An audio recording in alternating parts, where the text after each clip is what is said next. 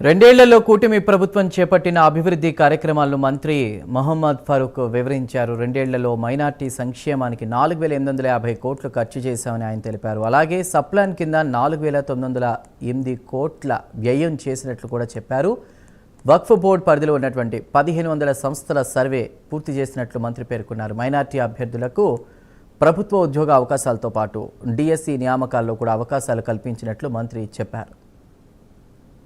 ఎక్కువగా మైనార్టీస్ ఉండే ఏరియాలు కాబట్టి మైనార్టీ ఉండే కాడ మనం వాళ్ళు టెక్నికల్ ఎడ్యుకేషన్ కూడా ఇవ్వాలని చెప్పి ఒక నిర్ణయం తీసుకున్నాం.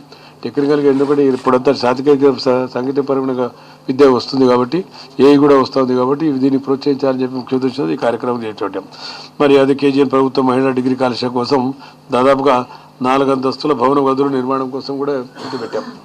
అయితే స్కూల్స్ ఉన్నాయి, మనకు హాస్టల్స్ ఉన్నాయి, మనకు కొన్ని దానిలో కూడా దీంట్లో నుంచి ప్రపోజల్ ఏర్పాటు చేయడం జరిగింది. మరి అదేవిధంగా సిఈడిఎం టెట్ 4,300 మంది కోచింగ్ సెంటర్ ఇవ్వడం జరిగింది. అటు ఇటీవల డిఎస్సిలో కూడా దాదాపుగా 1,720 మందికి మైనార్టీ పిల్లలకి సిఈడిఎం ద్వారా ఇచ్చినాం. మైనార్టీ మన శాఖ ద్వారానే దాని కోచింగ్ ద్వారా దాదాపు 435 మంది పిల్లలు ఈరోజు లెటర్ తీసుకొని వాళ్ళు ఉద్యోగాలు సంపాదించుకున్నారు.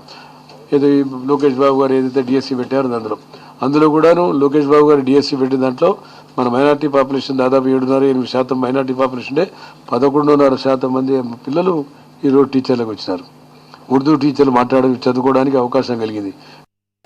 ఎందుకంటే ఎక్కువగా